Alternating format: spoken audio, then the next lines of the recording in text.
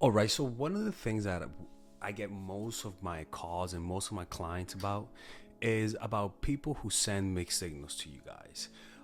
Mixed signals is one of the most annoying parts of modern day dating.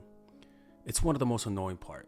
It's one of those things that if you handle incorrectly, it could turn you into somebody who you're not aware of how you're transforming yourself, but other people will notice that you're turning into a bitter person. Bitter, not better, bitter person. And the reason why it turns you bitter is because whenever you accept whenever you accept mixed signals by trying to figure out what the mixed signal is all about, because accepting mixed signals isn't directly just accepting mixed signals. It's trying to interpret the signal, what causes you to accept it. Because naturally, if you're a client and if you're somebody that's selling a very expensive house and it's a valuable house, you're not going to accept clients who have mixed signals, because this house is so valuable that you're not going to accept customers who waste your time. So it's the same thing. It's almost like if you're a boss, you have employees and you hire someone, and on the first day they're late. That's a form of mixed signal. You fire their asses. Like on the first day you're gonna be late, you fire them. So accepting mixed signals a lot of the time says a lot about what you think you're worth. It's just that simple. And we as humans, we do not like thinking we feel like we're not worthwhile. We don't have a lot of worth. We don't like that, because that's an uncomfortable feeling. So the first thing that happens when you accept mixed signals is that it creates self-doubt, and that self-doubt is self-doubt about your worth. In the dance of love, the steps are unclear, as mixed signals from partners often appear.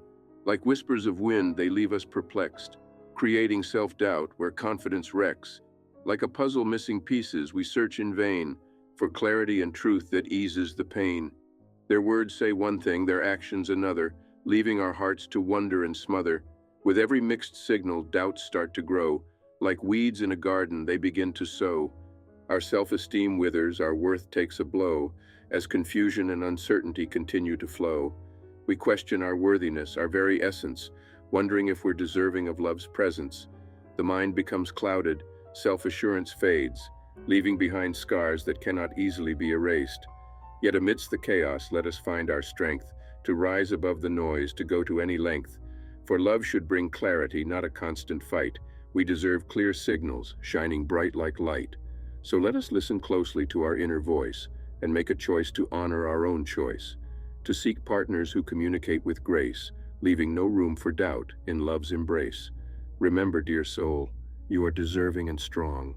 Don't let mixed signals convince you it's wrong, for in your heart's core lies unwavering belief that you deserve love beyond any grief. Self-doubt about where you believe you stand in life. And unfortunately, a lot of us accept mixed signals, and the place that we accept the most mixed signals is online. This is why I tell you, people don't send as many mixed signals when you meet them through real life situation, not through a club. No, when you meet them through friends, or when you meet them in a small gathering, like at a bar, not at a bar, but like let's just say you have a bar, right? You meet at the club hours, or you meet at the same bar but at a chess club, right? It's a smaller setting. When you meet people in smaller setting, it reduces the likelihood that you're gonna receive mixed signals from them. It creates self-doubt, because you're asking yourself, okay, do they like me? Do they not like me? And this self-reflection is not a healthy self-reflection. It's a self-reflection that comes by you using them as your source of good feelings. Because when somebody when somebody sends us mixed signals, it makes us doubt ourselves. It makes us doubt whether how cool we are, how attractive we are, or better yet, it confirms all of the negative self-beliefs that we have about ourselves. When it comes to self-reflection in the context of mixed signals from a partner, there is a distinct difference between healthy and unhealthy approaches. Healthy self-reflection involves introspecting and learning from mistakes without allowing them to consume your self-worth. It involves taking ownership of your actions with grace and a genuine desire to grow and improve. On the other hand, unhealthy self-reflection is fueled by insecurity and fixates on blame, leading to internalization of all problems and doubts. It erodes self-esteem and hinders personal growth. In this situation, it is important to choose healthy self-reflection, seeking understanding while nurturing self-worth and embracing the opportunity for growth. And even if they're sending positive signals, we're usually going to be reacting emotionally more to to the negative signals, and those things become chiseled in our brain, ingrained in our neurology. And unfortunately, negative self-images are more easily reinforced than positive self-image. So when somebody's giving you mixed signals, for the sake of your self-esteem, don't entertain them. Do not entertain people who give you mixed signals. They will destroy your self-esteem in the long run. The next thing that happens is that you accept more mixed signals. You begin to believe that this is normal. You begin to believe that this is what you deserve. And because of that, you accept it. And what tends to happen is that you tend to end up having a lot of unsatisfactory relationships, a lot of relationships full of conflict, full of resentment towards the opposite sex, and that type of stuff. People, the self is always coming through. If you're somebody that's resentful towards the opposite sex, it's gonna show through, and it's gonna make them, it's gonna push them away. And this is not the type of toxicity that attracts people, because unfortunately, people, there is such a thing as toxicity that's attractive, right? And that usually comes through any form of negativity that hurts yourself only. For example, if you're depressed, if you have drug addictions, or you have an unstable, or your life is full of drama, those types of things tend to emotionally engage people. So those are like the attractive toxicity. This type of toxicity isn't even cute. This type of toxicity is unattractive. It looks weak. And it tends to push people away, and also it tends to put you in a position where people look at you and think they're better than you. Like, when you accept mixed signals, you're gonna tell people you're better than me unconsciously. So it's one of those things that you just cannot tolerate under any circumstance. And the problem is that when we like people, we tend to tolerate the most things when we like them. So that's why you should not, and I repeat, you should not accept any form of mixed signals from anybody. If they're showing any doubt, confirm their doubts and make a decision for them and pull away. It's just that simple. Your self-esteem is not worth, you losing your self-esteem is not worth this person's validation. Because if you accept it, then you just start feeling resentful. And resentful for obvious reasons, because they hurt your self-esteem. But at the end of the day, this resentfulness is really the resentfulness you feel for yourself. You're mad at yourself. While it may seem like directed anger towards the person in question, it can often be a manifestation of self-hatred and frustration with ourselves for allowing such treatment to occur. There are several psychological factors at play here. First, our innate need for fairness and justice can be disrupted when we feel taken advantage of. We expect reciprocity and respect in relationships, and when those expectations are violated, we may harbor negative emotions towards the person responsible. However, this resentment can also be directed inward as we question our own judgment and decision-making abilities. Additionally, feelings of powerlessness and vulnerability can contribute to self-directed anger. When we realize that someone has exploited our trust or manipulated us, it highlights our own susceptibility and can lead to self-doubt. We may become angry with ourselves for not recognizing the signs or setting boundaries, which can fuel a sense of self-hatred. Furthermore, our self-esteem and self-worth can be significantly impacted by being used or taken advantage of. We may question our value and worthiness, believing that we are deserving of mistreatment. This internalized self-blame can further intensify our resentment towards ourselves. In order to resolve these conflicting emotions, it is crucial to engage in healthy self-reflection and self-compassion. Recognizing that we are not solely responsible for the actions of others can help alleviate some of the self-directed anger. Taking responsibility for our part, such as setting boundaries and learning from the experience, can empower us to grow and prevent similar situations in the future. You're mad that you accepted this. And the problem is, a lot of the times when we accept this, they usually catch us slipping. They catch us when we're needy. They catch us when we're most depressed. In fact, people who are in rehab, one of the things that you shouldn't do when you're in rehab is fall in love. Because when you're in rehab, a lot of people end up falling in love in rehab. And the reason is because they're in a low state. They're hitting rock bottom, and so they're looking for any form of connection. So whenever you feel low self-esteem, whenever you feel at your lowest, is when you're most accessible to falling in love. And this will lower your self-esteem. This will make you low, and so you end up falling in love in a toxic way. Because now you're not falling in love for love, you're falling in love for validation. You're falling in love to find somebody to make you feel validated. And as a result, you don't just treat them as your partner, but you also treat them as your vessel of self-esteem, like the Matrix using humans to as electricity. And your partners will resent that, and then you're gonna resent them even more because they're giving you more mixed signals. And this is self perpetuating, where you're gonna recreate these events where from your point of view it's going to look autonomous and even on purpose, but from somebody who's looking at it from the outside and like me, I can see how you're self-creating this through accepting it.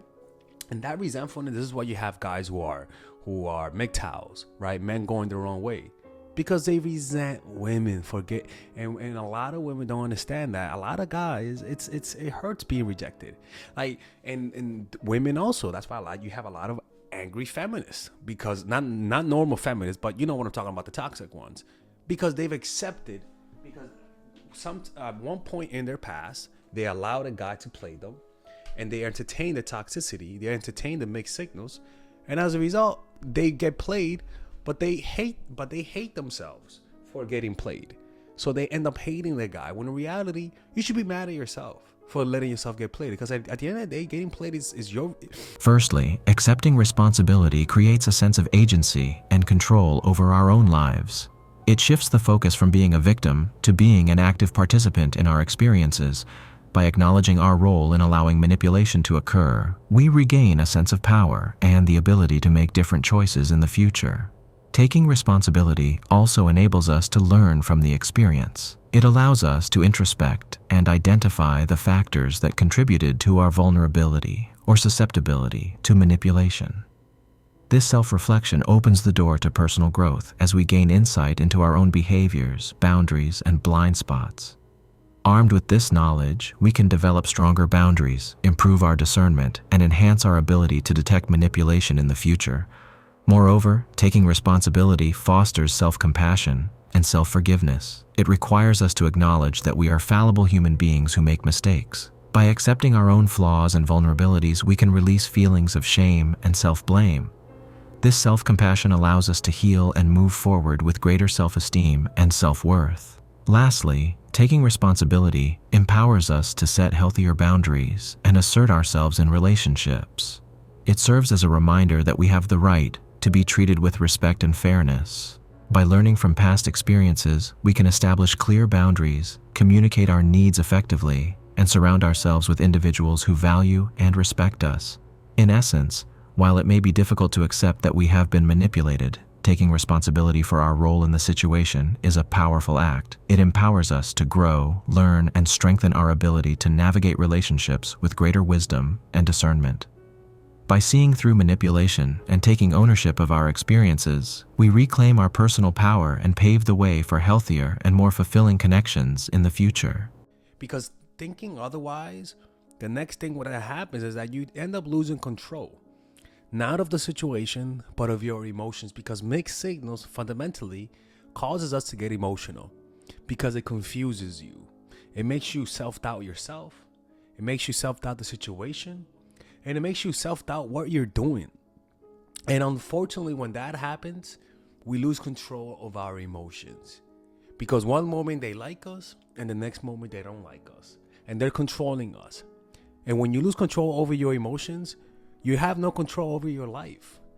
And it doesn't just extend out just from your relationship. It extends out to every part of your life. It's not worth it. It's not worth losing control over your life and being an emotional wreck, all because you're trying to figure out if they like you. Motherfucker, you gotta figure out if somebody likes you, they don't like you. It's that simple. You don't have to figure out if somebody likes you. They're either not, if they're making it, this is the way I see it, man. If the person is not making it obvious that they like me, I'm not gonna go on some Scooby-Doo mission and find out if they like me. Nah, fuck that shit. Why? So that I could waste my time? Like, I want somebody who is obvious that they like me, so that you could keep control over your emotions. But when you're on a Scooby-Doo gang type of mission, trying to find out what's in the darkness, do they like me or not? It's just never worth it. And that's most of my clients, right? Most of my clients call me because they're receiving mixed signals. They usually don't call me when the person is acting consistent. They call me when they being inconsistent, which shows you how powerful it is, how much it actually works. And that's why you should entertain them, because you entertain them because you're wasting your time. So not only are you losing self-esteem, but you're also losing your time, man. Like me as a guy, I've gotten to the point that if you're giving me any doubt whether or not you like me, and we're at the talking stage, I just don't entertain it. I just don't. Like you guys just have no idea how negatively this type of self-reflection, reacting to somebody's coldness and hotness, affects you. It does. It's not worth it. You're wasting your time trying to figure out if this person likes you. It's a waste of time. Your barometer, your standard should be, if the person is not making it obvious to the point that Stevie Wonder could tell that they like me, if they're not making it obvious, you're not going to make a move. Me as a guy, I'll make a move on a woman, but the way that she responds tells me everything. And if she doesn't seem to be making effort, or even doesn't seem to be reciprocating my efforts, then I'm not going to pursue. You know? So it's the same thing. If the person doesn't show the same enthusiasm that you have, you're wasting your time. Don't waste your time on people that are sending mixed signals, because you could get caught up with people like that for the rest of your life. All right? Anyways, if any of you guys want to work with me one-on-one, go to mindfulattraction.org to work with me one-on-one. If you're going through this situation, you guys can purchase any of my courses: Natural Chemistry for women who are in relationships, the Psychological Game of Attraction for women who are single. And there you guys will be able to apply those strategies to make sure you don't find yourself in this type of situation. All right? Anyways, take care, and I'll see you guys later. All right, ladies and gentlemen, if you guys haven't purchased any of my courses, we have a special bundle deal for everyone. So that you can purchase all of my courses, meaning you could purchase the Psychological Game of Attraction, Natural Chemistry, and Nice Girl, along with all of the bonuses. Originally, if you purchase everything without the bundle, it'll be around $500, to be honest with you. But right now, if you guys purchase it with the bundle, you guys will be able to get all of these courses: Psychological Game of Attraction, which is for women who are single; Natural Chemistry, which is for women who are in a relationship; Nice Girl, which is a course on assertiveness, along with all of the bonuses: social mastery, practical mastery in terms of how to master anything, social mastery in terms of how to master your social skills, and the laws of human nature, wherein it's part of the Robert Greene book club I used to have. All of these, naturally, like I said, it's $500. Now you get it at $394, which is essentially 20% off everything. But if you guys want to purchase a more affordable bundle, you guys can purchase the bundle without the bonuses, and that will be at $224 rather than the $300. Well, rather than the $293 that you guys would naturally purchase it. So you could purchase it with the bundle or without the bundle. You could purchase it with the bonuses or without the bonuses. It's all of the work that I put in the last 4 years, in the last 5 years actually, all of the research that I've done. And this course, rather than watching all of my videos, and because they could be random and you could sort of like lose the big picture because there's just so many videos, you guys get all of the content condensed in a course. Trust me, people, if you guys purchase this, you won't regret it. If you haven't purchased it, hopefully this will push you towards it, because it's something that I believe in, and everyone who's purchased my course have been satisfied with it. And if they didn't like it, I always give their money back. I have never rejected a refund. All right. So purchase it right now. Click on the description down below where it says purchase the bundle, and I'll see you guys inside.